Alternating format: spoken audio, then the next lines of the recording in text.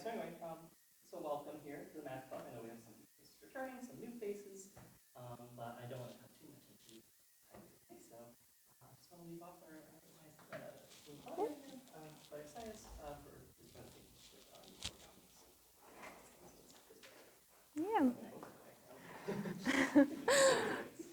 Well, hello, I'm Claudia, and today I'm going to present to you, basically just a general introduction of what is the field of origami math. So just a brief introduction. What is origami? You may all know that origami is like the art of basically folding paper. It's a Japanese art that was invented years ago, centuries ago. And that has recently gathered some more attention because of its applications in a wide variety of areas, from math to engineering to physics. So yeah, you can see here, basically it's just folding paper, but in this talk we're also going to focus on stuff like what happens when you want to fold metal, when you want to basically, what are the limits of origami in the mathematical sense, right? So here, just to give a brief reason why we should care of this this super applied area is its immense amount of applications. Here just put some of them, but it has had applications in stuff in space, like shooting solar panels to space and stuff, because the notion of folding stuff as a form of construction for things is extremely intuitive, right? Instead of making something that can fit it, you want to fold it so that you are able to save space. So that's why scientists at NASA were thinking about the use of origami in order to incorporate the reduction of space in their space travels and everything.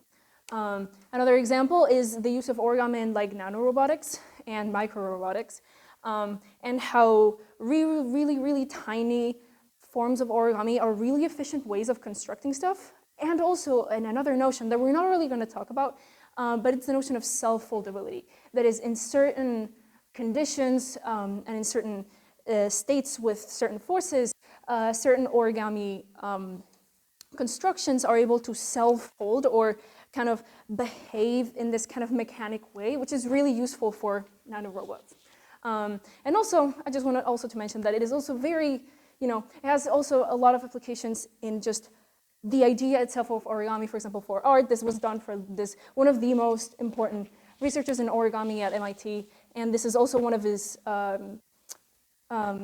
work with Tomohiro Tachi, and one of the great experts in origami. And they created this program basically that you can give it a 3D model, and it creates for you the crease pattern, that is the folding kind of the lines that you have to fold for you to create the 3D pattern. And there's so many applications, and all of these have come because of the research that we've done on them through mathematics. So today I'm basically going to present various notions of how we can study origami, because this is a very introductory kind of presentation. I'm not going to go too deep in all of them, but I'm going to present some parts of what I think are the most interesting, so I can give you a kind of a highlight of some of the main areas. And because this is a very applied, very versatile kind of area, so there's many ways to approach it, because we are dealing with something that is just real, that is just folding paper, right? So we will start by considering the geometric and algebraic constructions. We will start by basically the old times, okay? So how do we understand the construction of origami as it creates, as it folds and creates stuff on the paper? What are its limits when using it to create geometric constructions, right? And it was proven, well, there's been many lists, but here is just a list of the allowable basically folds that you can use. Don't read all of them, it's not super important for this talk, but basically we can pinpoint exactly what its power in terms of creating equations within a geometric context. You can think of, for example, the straightedge compass, for example, that was used before we had the mechanical, like the digital tools to actually create, digital drawings, technical drawings for like a variety of areas. Well, origami was also part of that set of, like, that tool set. So we're now going to talk about exactly what is the power that all of these constructions have. And very importantly, I'm going to put attention first to the first and sixth, let's say, rules. So for the first one, Yes. when you say connect, that means that all the points are touching each other, right? Yeah, I'm going to talk about this just a second. Look at this. We're going to first look at the first one.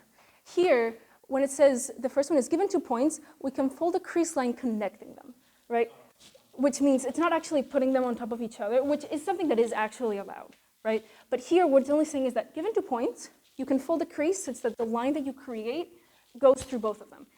And this is actually exactly what a straight edge is, right?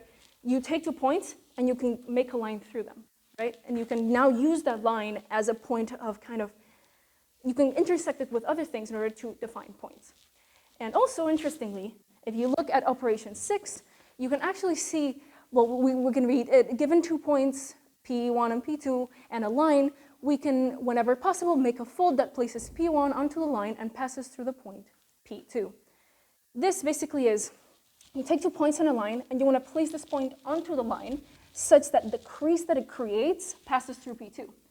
This seems a little complicated, but effectively what it's doing is actually just taking the circle that goes from P2 to P1 with radius P2 to P1, and then finding the point of intersection between this circle and the line. So going over some details, this is basically what a compass does.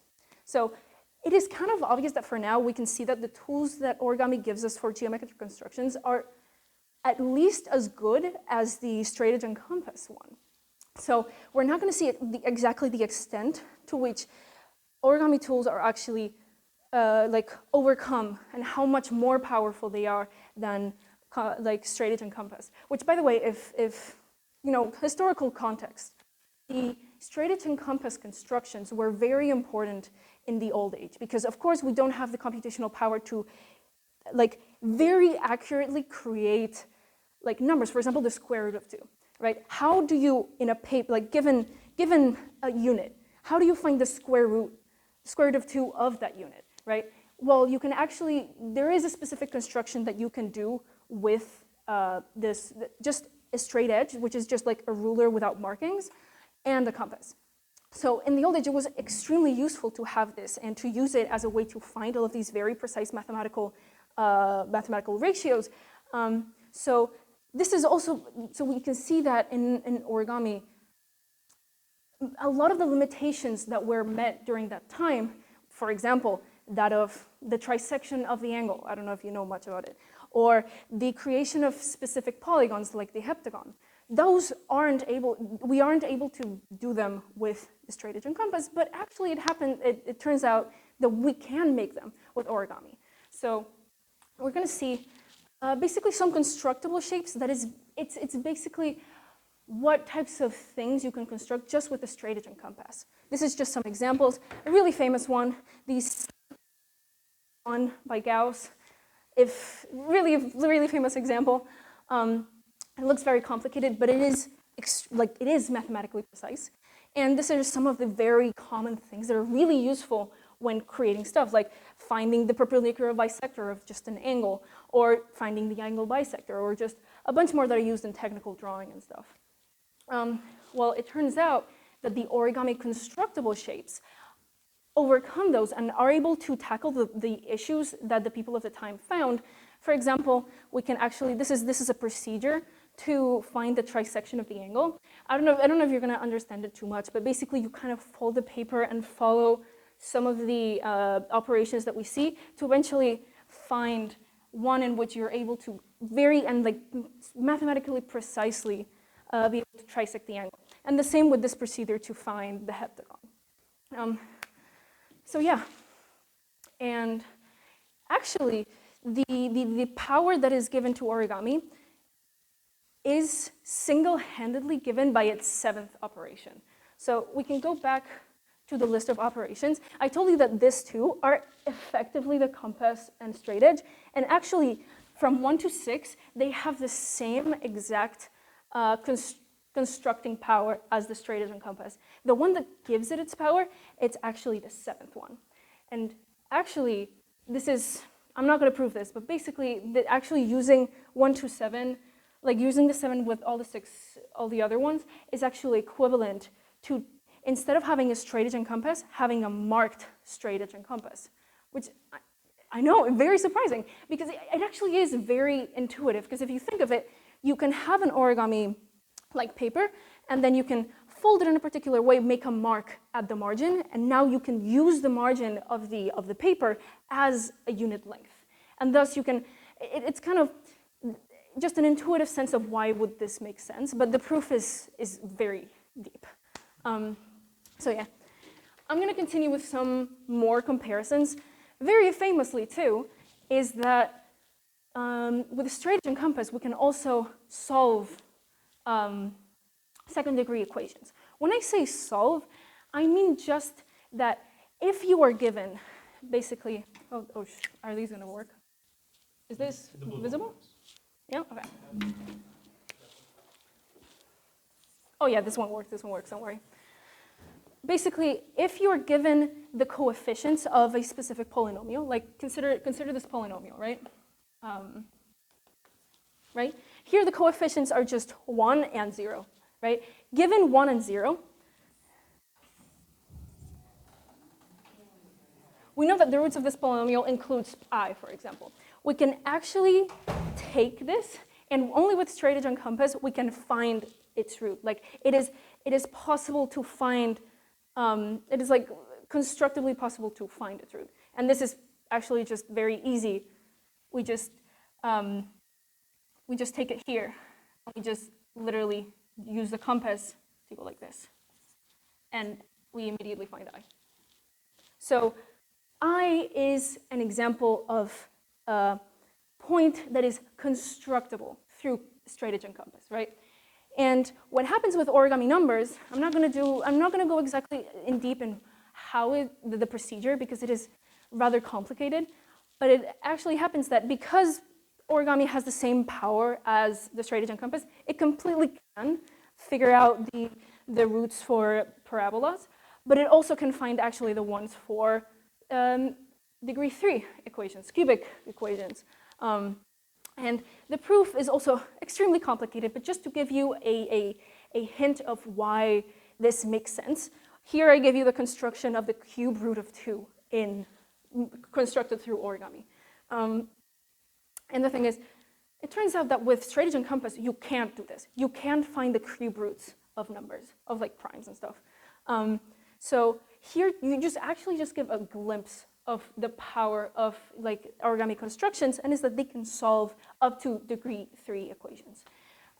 So now we will try to like formalize this algebraic notion. Well, but before that, any questions?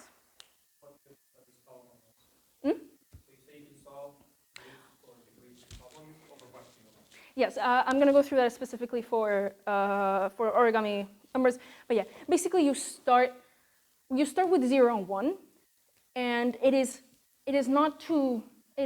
kind of trivial to show that with 0 and 1 you can reach all rationals, exactly. So we usually just start with the rationals. The thing is, the part of being constructing it is that you start with you've given a coefficients, and then you can find something. But in this particular example, I'm assuming just 0 and 1. But with 0 and 1, you can actually find all of the, for example, it's really easy just to find, where did I leave it? Here. You can directly just find -1, right? You can do certain constructions that actually, well, and then you can actually do again with this and find 2, find all of the integers.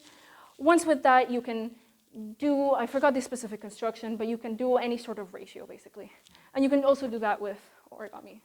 I'm going to show it in a bit, the construction. So yeah, any other questions? When we say you can put a point onto a line on point, are you thinking of the paper as a unit square, or thinking of it as any rectangle? Is it the entire plane? Good question. Usually, we think of an origami happening in the square, like from 0 to 1 kind of thing. But that's more in another part of studying origami, the combinatorial part. You're going to see it. But in this particular case, we can think of all of the plane. And you say, oh, well, how do I fold the whole plane? Of course you can't do that. But with a big enough paper, you can cover as much as you want to cover. And you don't actually have to fold the paper too much that you can construct that number. So you can still do proofs in that sense, like it doesn't break down or something. But for other types of origami study, this is mainly, it's just a unit 1, actually. It's actually just a unit 1 square. But yeah, so any other questions? Okay. So we're going to try to formalize this algebraic notion to understand exactly what is the power of origami numbers. Well, I just gave it away. Anyway, we're going to call this set O, that is a subset of C. We're going to call it the origami constructible points, or an origami number, if there is a sequence of origami faults that starts with the point 0, 1 in the real axis and ends with alpha being constructed, meaning alpha is an origami number, right? So let's try to, I'll give you right now some observations that we can see once we start like investigating this a little. And the first observation is, one, that the origami numbers are closed under addition. Right here, you can see the very common form of addition that you can directly find, alpha plus beta. I'm not going to go through the specific constructions, but the point is, it is possible just through origami. And here too, that we can also construct A and B and 1 over A for any non-zero AB in the origami intersection with R. This is also possible with constructible numbers, like with only straightedge and compass. And also, there's also like lemma that we've already seen an example of how is it possible. If you're given A and B, then we can find alpha, like alpha is an origami number if B are both origami numbers, and they're real. And this is kind of easy to see. Why do I always forget? Here. And this is kind of easy to see. If you're given some A and some B, right? I'll just use the compass because you can construct it with the origami tools, right? So you're just gonna kind of find A. Oh, that's actually the opposite. They just find B, sorry. Right? You find A and B, and now you can construct the perpendicular one. This is, I think, operation 5, and you can directly find A plus BI, right? So this is kind of trivial to prove, but basically we can also extend it to, like, it's really easy to see the relationship with the complex part given the reals. So all of this, again, can be done through constructible numbers and through just the straightedge and compass, but here comes the important one. Well, first of all, that we have to prove some extra things, but we've basically shown that the set O is a subfield of C. And this is going to be important because here comes the very important thing, that it differentiates the origami numbers from the constructible numbers, and is that if alpha is an origami number, then the square root and the cube root are both origami as well. And I've given you a little hint of why this is possible with the square root of 2, but this is true for any sort of constructible number, and this is the difference between both of them. It's because constructible numbers can only use the square root. So this is what the origami numbers have in difference, and that's why we can trisect the angle, we can construct other things. So yeah, and I'm not going to go through a proof, but with these two facts, we can show that this is the formalization of what we're actually dealing with. We're going to define A, like alpha is an O, if and only if there exists a 2-3 tower of Q in this form, such that alpha is in the last field. I'm going to explain what this is. Do not worry. So a 2-3 tower, right? that starts with Q. It's basically a nested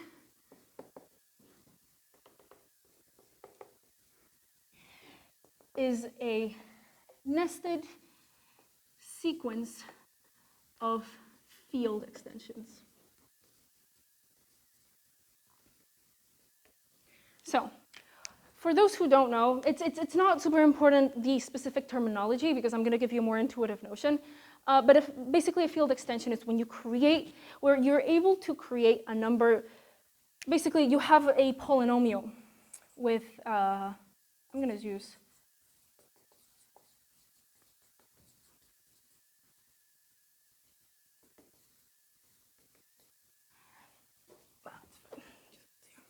you have a polynomial with its particular, coefficients in some particular field.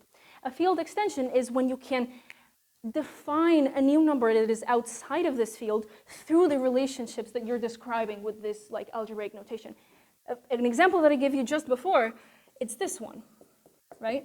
With this one, you're basically defining the number I, or n minus I, right?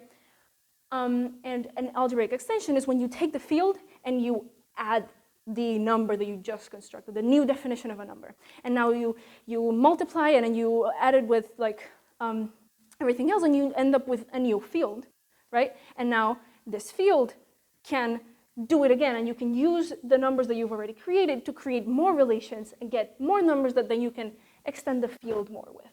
So to understand how this has a relation to origami, basically you start with 0 and 1, right? You create a new number through the tools that you have. Now you can use that point again because you have constructed it. And because you now have it, you can use it as part of, basically you can encode this within the tools of origami precisely because its computational power allows you to solve up to degree 3 equations. And this comes from this fact, the fact that the cube root of alpha can be constructed. So basically, and if you go back to the first definition of an origami constructible number, you will see that its very definition just says, oh, this number is origami constructible if there exists a number of folds such that you start with 0 and 1 and it leads to the construction of alpha. This is exactly what we're doing here. We're using the tools, the algebraic tools of the operations that we've seen in order to slowly create field extensions that allow us to finally construct alpha, which has to be in at least the last one. Any questions? Why do we model the origami as the subfield of the complex number instead of a subfield of R2? Like what algebraic property makes it more convenient to be a subfield of C? Well, precisely because of this. Because you, yeah. So like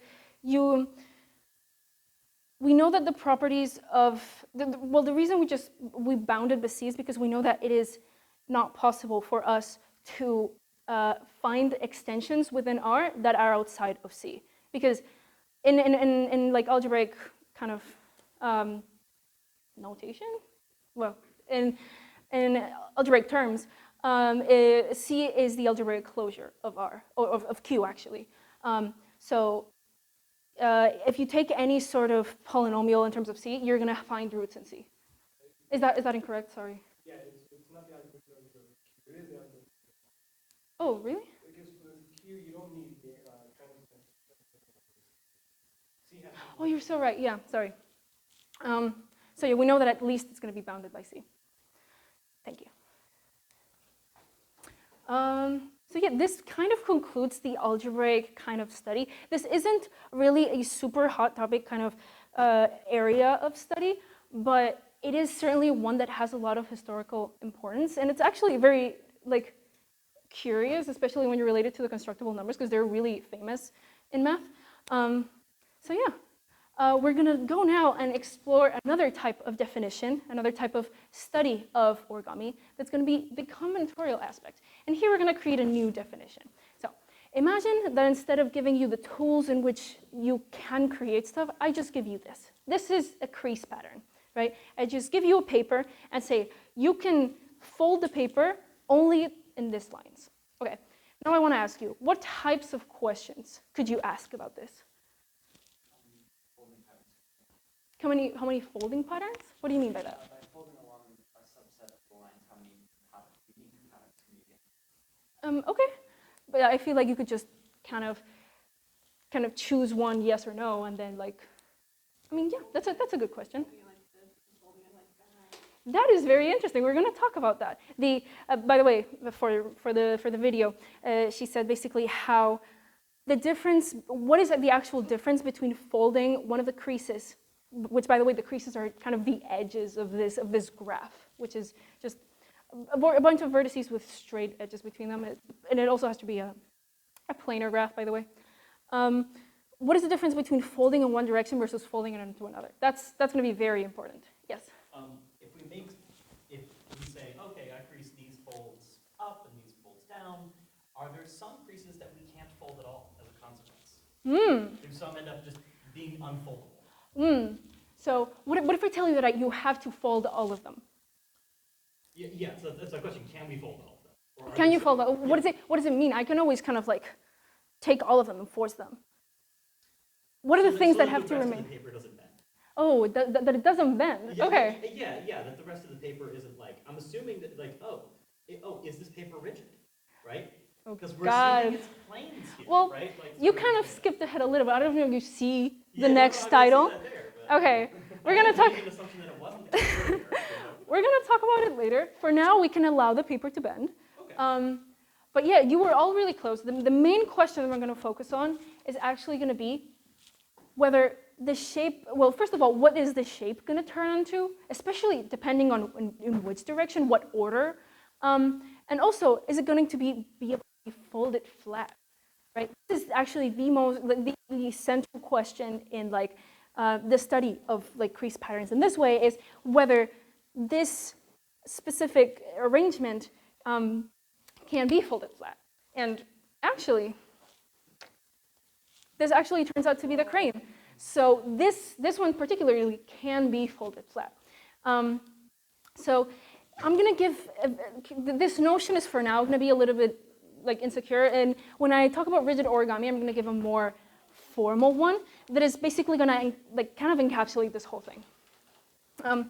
But yeah, so a very important thing that you actually mentioned is part of this definition is also going to have to take into account the direction in which we like fold the creases. So we're going to define now what is called a mountain value assignment, or for short MV assignment, which is basically just for a given crease pattern, which is basically just a graph. It is a function that sends every single edge to either -1 or 0, such that the ones that are sent to -1 are mountains and the ones that are sent to 1 are valleys. What do I mean by mountains or valleys? So for example, if you have a paper, given a specific orientation of the paper that you can't change, folding it in this way creates a mountain versus folding it in the other direction. Folding in the other direction creates a valley. This is how we define it. You can, it's based on convention. But yeah, any questions? Okay. So, oh yes. So now we're, there's so many things that you can study out of this. So I'm just going to go through a couple of theorems that are very, like, they're the most famous theorems in this area, and they're actually kind of intuitive to understand. I'm not going to give the formal proofs, but actually the intuitive proofs are actually like quite demonstrative. So we're going to start first with the notion of mountain-valley parity, and this is called Miyazaki's theorem. This basically states that if we have m to be the number of mountain creases and v the number of valley creases, then the difference between them has to be of 2, basically. So to see this, we're going to see, and this, the reason. Oh, by the way, this is specifically only for single vertex creases. Why am I specifically looking at this? This is basically a notion of local flat foldability. So when you have a sort of mesh, it's basically when you have a bunch of vertices, like just like before. Okay, you have something like this. the question of global flat foldability, we're going to talk in a second, is actually very hard. So there are specific conditions that have to be met for every single vertex to be consistent, for it to actually be able to be folded. So we're going to first look at local flat foldability. In this local flat foldability, looking just at a vertex, so you take the thing and you just zoom in, you see how it behaves. If any of the vertices don't behave well, then it cannot be folded, right? So we're going to first look at the relationship between the mountains and valleys, and you can actually see that the reason why this makes sense is because when you end up folding it flat, okay, when you take a piece of paper, I don't know if this is able to be seen. When you take a piece of paper and you're able to fold it flat, imagine you start in one of the creases, you cut it, just like you have it here. You start in one of the creases and you're like an ant that goes through the creases, right? Imagine it's like half open. You go like this, right? Well, because this is a circle, you're eventually will have to have done 2 pi degrees of kind of rotation, right? Makes sense? Okay. So, however, if you see, whenever we have a valley fold, we actually have to turn in one direction 180, well, pi degrees, pi radians, oh my God, pi radians. And whenever we have a mountain, have to turn in the other direction. So if we add up all the amount of turns, we still have to add up to 2 pi, right? So I could just write the equation here because it's really easy. When you have pi mountain minus pi valley, because every time you do a mountain, you go in one direction, and you have to subtract the amount of times you go in the other direction. This has to be equal to 2 pi, right? Cancel out the pi's, you get that the difference between the mountains and valleys has to be 2, right? So, yeah, and actually this gives us directly a direct corollary, that is the fact that this implies that the number of creases in any vertex has to be even. And I actually brought here a degree 5, or just a vertex with 5 creases, basically. And I can't show it with one example, but as you can see, this one cannot fold flat in any sort of way. I don't know if someone, we want to pass it around to see here. So yeah, this is one of the most famous, like this is extremely kind of, it was, you know, it was somewhat old, but it is used like literally all the time. It is a requisite for the thing to fold flat. Another one, it's also going to talk about Kawasaki's theorem, also talking about local flat foldability, and it's the fact that in a single vertex crease pattern with consecutive interior angles of, you know, alpha sub I, and by the way, by this I mean the specific like angles that the thing has, right? So if I take the thing, the crease pattern, all of these angles. Alpha J, your angles, your prescribed angles, right? What's A0? Is that your number? Just the start one. Just like it's some. The sum of them has to be 2 pi.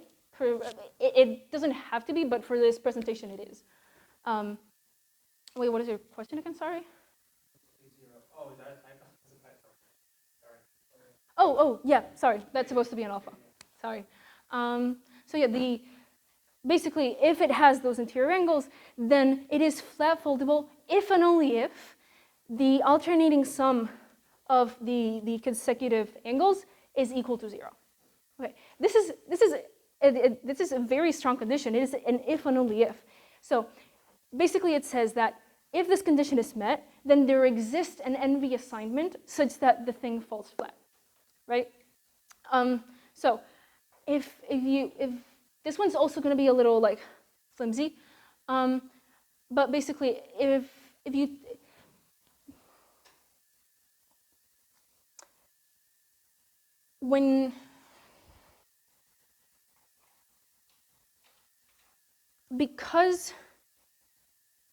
because in every single crease you have to close it, every other angle is gonna basically collaborate in order to basically feed into some direction within the crease pattern, right?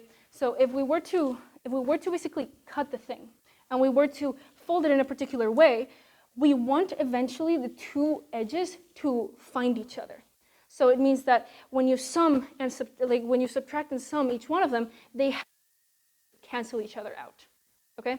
If you take a paper and you like play with it, it kind of becomes more obvious. I don't really have time to go through it. This is also one of the most important conditions for flat foldability, and it's actually kind of sufficient to know if you're given a single vertex crease. You can directly know whether it is flat foldable through Kawasaki's, and through Morikawa's, you can actually construct. It's one of the conditions for you to construct one of the MV assignments that is going to make it flat foldable, right? So here, I'm just going to give you a little exercise. I don't have time to go through it exactly, so if you want to try it out, just come to me. I'll give you all the details. But yeah, basically, you can bound the amount of NB assignments that a specific single vertex crease pattern has. And you'll also need an extra theorem, so come and talk to me if you're interested. So, I have a question. So, I don't know if I misheard earlier. You said order is folding. Yeah. Yeah, right. So, then the assignment doesn't need to characterize one origami folding of a. Well, in single vertex, it kind of does. Because you don't actually have different parts of the paper that are interacting with each other. Like in here, if you were to cut the paper, there is a single way in which you can actually do it, because it is completely determined by the mountain valley assignment. You either have to fold in one direction or the other.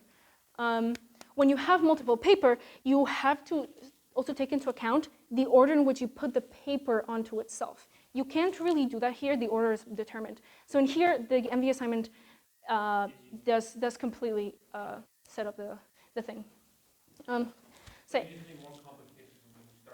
Oh, it's far more complicated. You're going to see it just right now. What about global flat foldability? So basically, global flat foldability is extremely studied. There exists a generalized form for Kawasaki and Morikawa's theorems that basically talks about when you have a mesh, which is basically just, instead of just a single vertex, you have a bunch of vertices, that are connected in some particular way, right? They interact with each other, right? This has to do with some random walks through the faces, and there's some particular conditions that are kind of similar to the ones I talked about before. So there is kind of conditions that we can talk about that are required for an origami to be able to be globally flat foldable, but they are not sufficient to know whether something it is globally flat foldable. And so there is an example in which a crease pattern, a mesh actually, can be locally flat foldable, meaning at any vertex, it actually is able to be flat folded. However, when you take the whole picture, it can't be, right? This is what it's called a phantom fold. That is, you could be able to fold it like individually, but not at the same time. And it actually turns out that this problem is extremely hard. It's NP hard, well, probably extremely hard. And this is both the unassigned and assigned flat foldability. By this, I mean unassigned flat foldability is basically, I just give you a crease and I tell you, oh, does there exist an MV assignment, right? This is technically the more complicated, but this is actually just as complicated. This is also NP hard. And this is the one that I just give you an NP assignment and I ask you, oh, is this flat foldable, right? Both of those are hard, very hard. And the way, I can't give you the proof also, but just to give you a glimpse of why this is true, we could just look at these constructions that basically you can, with origami, you can create logic gates in terms of how, if something is able to be folded, something can only be folded if it satisfies specific constructions, right? So you can concatenate a bunch of them and create kind of like a computer-ish version in order to compute certain things. And in this particular construction, it was, I don't know if this is the full thing, but I know that you can create, it's theoretically possible to create one that makes that origami fold, that unassigned flat foldability, it makes it equivalent to a problem that we know is NP-hard. So yeah, any questions? Great. So we have gone through most of the combinatorial aspects, and now I'm finally going to go through rigid origami. So as Andrew has posed just some minutes ago, let's try a different definition. Then this one actually is one of the most important for applications. That is, what if I want to build a foldable construction that is made out of metal, that it's not made out of paper, something that is actually rigid, that I can use, for example, to put solar panels into space, to build robots, to build appliances, to build stuff. So now we're going to see how does this change our definitions and the focus that we are putting on the origami. How are we deciding to study it? Yes? Right, so going back to foldability, I don't know if you already said this, but the definition, does it depend on like the final thing that you have, whether it's flat or not, or does it also depend on like the continuous transformation going into the, if you have to intersect and bend something, something that's physically impossible to happen, but to get there, what do we call that? There is different notions depending on what you're studying. We're actually going to see in rigid foldings that sometimes it is interesting to also consider that to be flat foldable or rigid foldable, which we'll see, because it gives us information about parts of a structure that we wouldn't usually be able to see if we didn't consider them. But of course, in real life, they are not considered. Mostly in combinatorial kind of, in combinatorics, they aren't, if you can't fold it in real life, they aren't considered. But by the very nature of this type of study, you can't bend the paper. So in most cases, like actually, if the only kind of restriction that you have is whether in the final state that you're putting it, there is some sort of like layers of the paper that are intersecting each other. So you can do whatever you want. The transformation can be whatever, and then It has to be smooth. It has to be smooth. Actually, we're going to see a definition for the rigid ones that is actually very close to this one. I will point out exactly what the difference is, and I'll answer your question. So in rigid origami, do you lose local foldability? Well, we don't know. It's still studied, but we will see this in a second. I mean, you have this folding. You can't have this folding, but you can't have this sort of thing happening, right? Well, in this particular case, that seems to be somewhat like rigid. Give it a second, we will talk about it, okay? So I want to ask, this is kind of obvious now, but what are the things that are going to change in our definition? What are the things that now we have to take into account in order to be able to make constructions out of metal? It snaps. It can snap. If you bend it, it snaps. Oh, so you want for it to not be able to bend?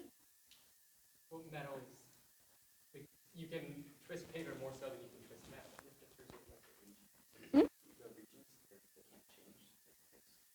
Okay, yes, well, in paper that's also true, you can kind of change, but this is going to be part of the definition, that is, at every single point in the movement, we're going to be able to see that the faces of the crease pattern have to stay, they have to be complete, like isometries. They can't, its distance between points can't change because the very paper can't, and metal also, any type of material. Yes? You literally just said it, which is that for the original graph you're having, any face of that graph must stay in a planar section. Exactly, you can, and in particular, we're going to see this. Basically, we're going to introduce to our definition the idea of not being able to bend the faces. So now we're going to ask, how do we formalize this notion of rigidity? So this is a bit of a technical definition, but we're going to go through it. We're going to go pass through some of the details. But given a crease pattern on a specific region R, which is basically just going to be like the unit square, there is and given a function E that maps every single of the vertices to a specific angle, and we're going to see exactly what this is. A rigid origami on G is a finite sequence of foldings on G such that for each face, the image of that face uniformly converges to a planar polygon. That is, it eventually lands again into the plane of the crease, right? So we don't want it to like flap around. And it is also congruent to F, meaning when it, in every single one of these foldings, we want F to, not stretch or break in any way. And the reason we put it in this sort of like infinite sequence is because you're gonna kind of see it in this way. It's like a set of functions that increasingly come back to this. And very importantly, this has to be, oh, I didn't put it, oh my God. This has to be a one-to-one. They have to be one-to-one, as in, and this is exactly what prevents them from basically intersecting each other.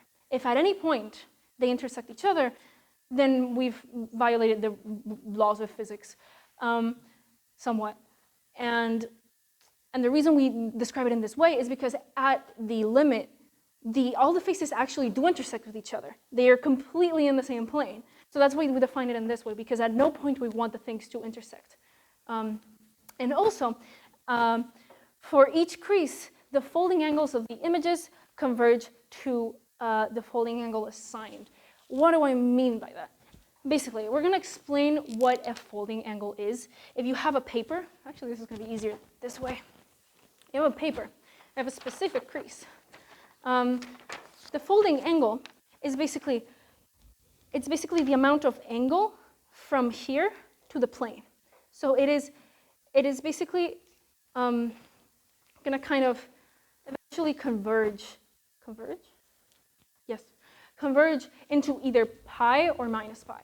So for every single one of the edges, we assign it pi or minus pi, and we want that in the limit of this sequence, such that the folding angle of every single edge eventually converges to their assigned, kind of folding angle.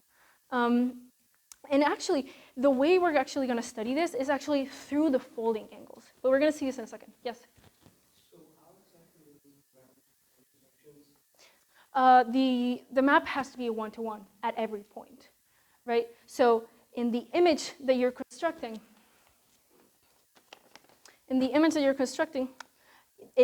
nothing can intersect with anything else. Right, it's an infinite sequence of these maps, right? So let's say let's say I have origami and I fold it, and in my folding I have to intersect. But the part where I intersect is like a finite amount. Yeah. So what if I just remove all those maps and still Kind of skip it through. Yeah. The thing is, again, this definition does allow for that to happen. And the reason we include it in the definition is because we're actually going to see now the study of these spaces that describe the range of movement of these. And for us, it is interesting to study the full space, even with those discontinuities, let's say. So this specific definition itself still allows intersection? Yes, it still allows a certain range of intersection, not completely, because you can't have constant intersection. You still have to be able to, you can't start folding and the thing's going like this instead of, you know what I mean? This prevents most things, but doesn't precisely prevent that. The tools to prevent that are a little bit more complicated, and they're not fully understood yet. If we knew exactly how to prevent things to intersect with each other, we would know so much more about rigid origami. But talking about any other questions, by the way? Okay, so talking about the spaces, we're going to define now an alternative notion for you to actually be able to grasp all of this, because the other one isn't actually used that much. This one is far more used. That is the configuration space. The configuration space is basically is the set of points, which are actually going to be the folding angles. That are it's basically going to be a subset of R, such that it's basically just going to be just a bunch of points where every single one of them has to be between pi and minus pi. So you just take an origami, you kind of assign a specific label for the folding angles, and you kind of record a place in which there is a rigid folding, right? You record the parts, the specific folding angles, and that is a point in your configuration space. If you have something that's bended, right, something like this, the specific folding angles in that particular places are not going to be in the space. So if there exists a rigid origami to those folding angles, then that point is in the space, basically. So yeah, and then we call G is rigid foldable if there exists a path through this configuration space such that at some time this path outputs the point in the configuration space that gives you the particular folding angles of the particular folding space. So basically, if you start with 0, you have to start at the origin, right? If there exists a path through the configuration space, and here you can see you start at the origin and you kind of able to move. Here they're specifically lined, so you start at the origin. If there exists a path through the configuration space, then that isn't like assuming some sort of like, you know, continuity, some like smoothness of it. If you're able to move away from the origin a little bit, that specific crease pattern is considered rigidly foldable, even if it's just like even if it's just instantaneously. As long as you can kind of start it to be able to move, that is considered rigid foldable. So of course, this is a little different from flat foldability, and actually they are completely separate. Some things can be rigid foldable, some things can be flat foldable. They can be neither or both. An example of the one that I was putting around, can you give it to me? Okay, thank you, it's fine. You have, did someone put another crease on it? I think so.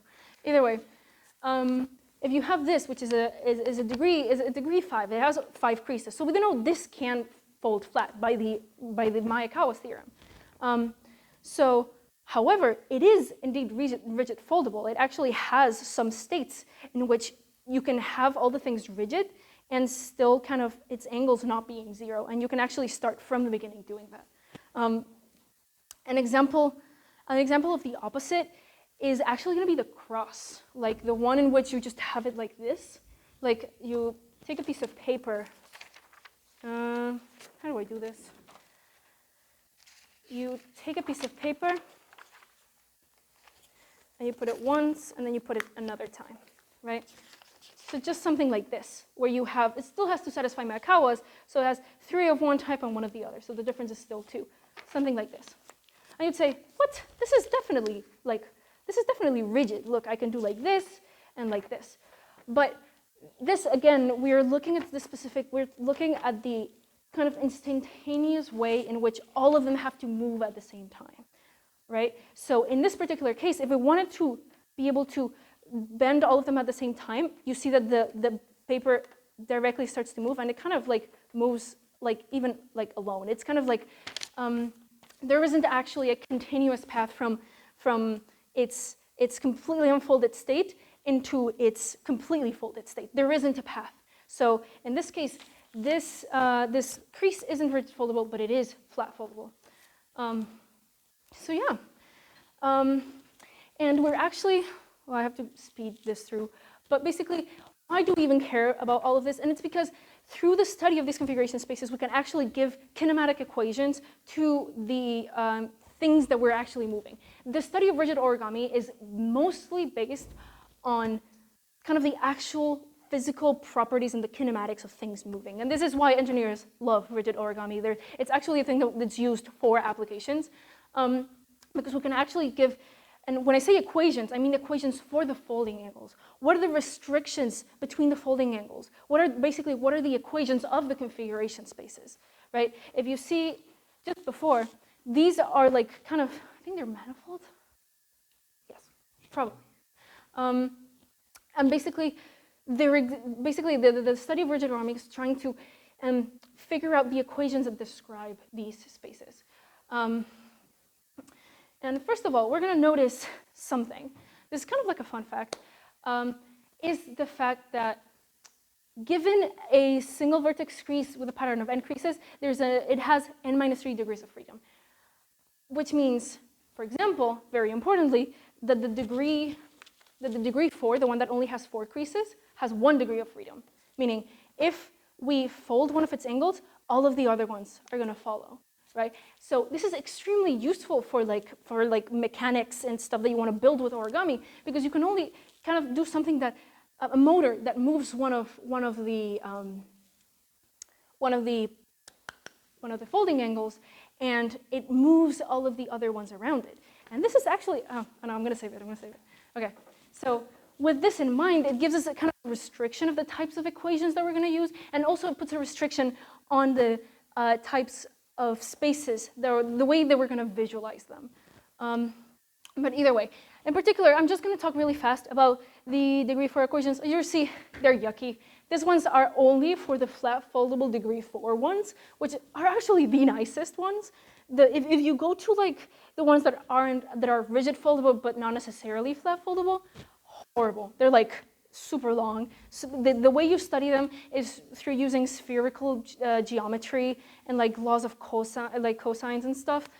They get pretty yucky, so that's why there's a constant study in order to be able to make a mathematical analysis of them that simplifies the study of them. Because of course engineers, they're just going to bash it out. But we have to make sure that there's a consistent way in which we can actually gain knowledge about them, so in order to create more stuff. Just an example, this is the configuration space of the degree 4. And basically, of degree 4, we basically know everything. That's why because it's the one that's been most studied, because it has a single degree of freedom. In the particular research that I did, I looked at higher degree ones, like especially degree 5, some of degree 6, in order to understand how to actually extrapolate some of the knowledge we have in degree 4. So yeah, if you're ever interested, I could do a second talk only talking about the research that I did.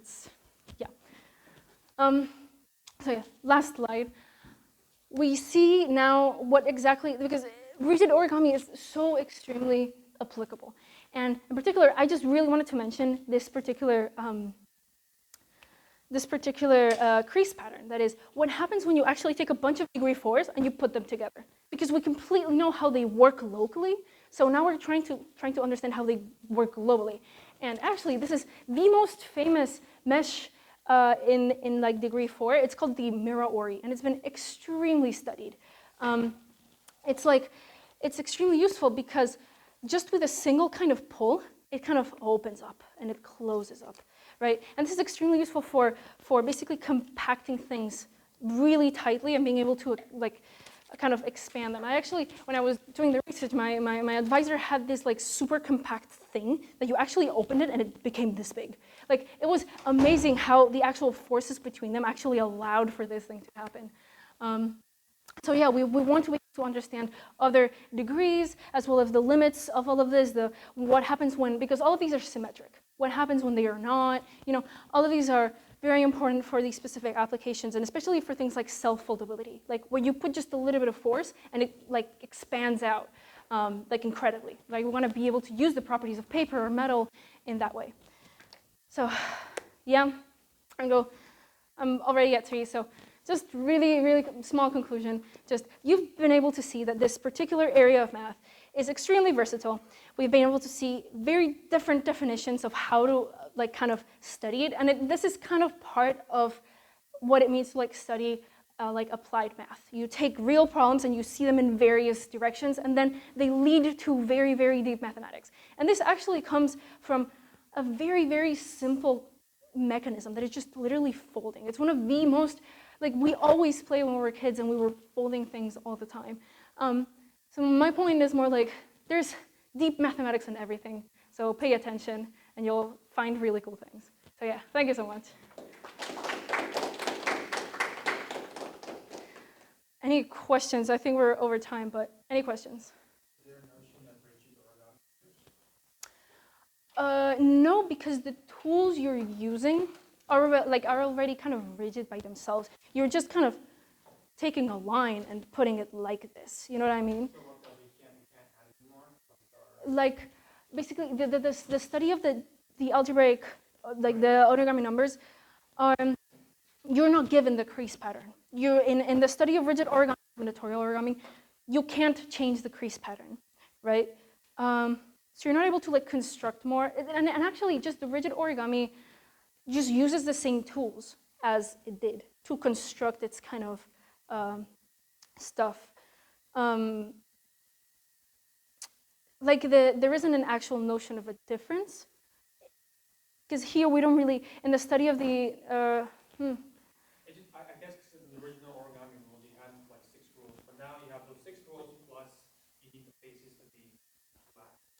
yeah, but There's no way of interpreting that. the thing is, when you do that, you go back to the original position. You know what I mean? You're not like letting it there. The questions asked are also, in one of them you create the pieces, you take a point. Exactly, yeah. You create more pieces. But here the pieces are given, and you ask the question, what would you do with the Yeah. pieces? One's analytic and the other's synthetic. So Yeah, like if there is no notion of it, because all of the rules are technically rigid. If you unfold the paper, you can always fold it again rigidly if there is only a single crease, right? So all of there, I don't think there isn't a notion. Maybe you could create one if you were to like make the constructions in steps, such that imagine you put the restriction that you cannot unfold. Probably then there would be a notion of that, but I don't think that's been studied too much, because in the geometric constructions, you're assumed that you can open the paper. Again, this is driven by the application. We want to be able to construct things in paper. You can fold back the paper. And the specific algebraic notions aren't really interesting for the parts of rigid origami, but I guess you could. But also to create the new pieces, you have to have. Whereas here, you're only given the pieces that you can. Yeah, I don't think it would make much sense, but yeah. Any other questions? No? Huh? Yes, I forgot to mention it's one of the other applications. There's a lot of DNA folding within the DNA self-foldability, like the very processes inside our body that make specific proteins like fold in a specific way and have that sort of behavior of like just a little force here that causes a massive expansion. They're extremely used, and they're very studied. I think actually Professor Jonoska studied that, actually with my advisor. So, yep. Dr. Thomas Hall. Yeah. Like, yeah, he was the one actually that put me in contact with Dr. Jonoska. So yeah. No, so thank you so much for coming. Yeah.